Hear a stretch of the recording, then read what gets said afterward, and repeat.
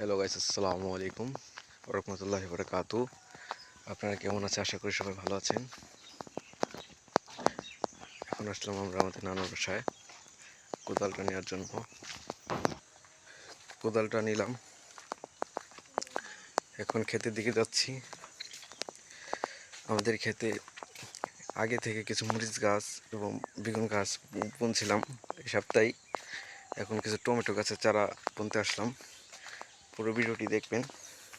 ভিডিওটি ভালো লাগলে চ্যানেলটিকে সাবস্ক্রাইব করে দিতে পারেন।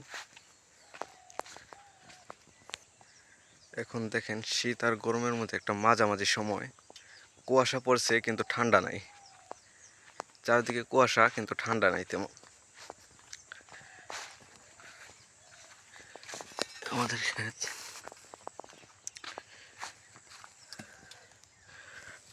টমেটোর চারা, ধনিয়ার চারা আর আর শসার চারা দানা আনছি।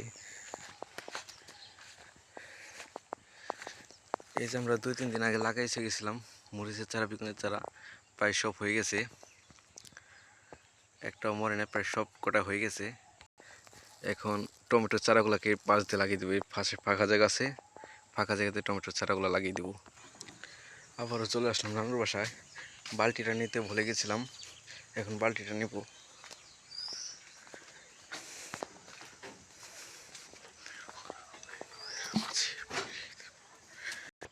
এখন এই ধনিয়া দানাগুলোকে পানিতে ভিজিয়ে রাখবো আধা ঘন্টা।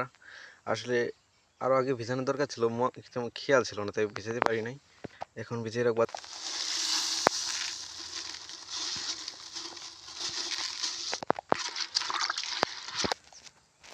এই যে টমেটো গাছগুলো সব লাগানো শেষ।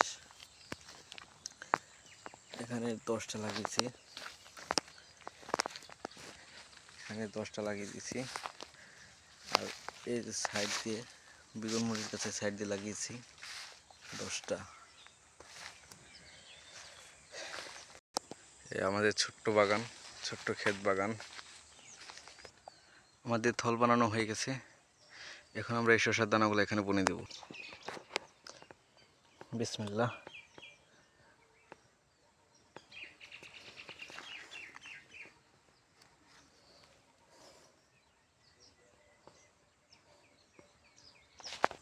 আমাদের সবকটা থল লাগানো শেষ। আজকের মতো ভিডিওটি এ পর্যন্তই। আমার ভিডিওটি ভালো লাগলে আমার চ্যানেলটিকে সাবস্ক্রাইব করে দিবেন, বেল আইকনটি বাজিয়ে দিবেন পরের ভিডিও পাওয়ার জন্য। আর আমার চ্যানেলটি নতুন।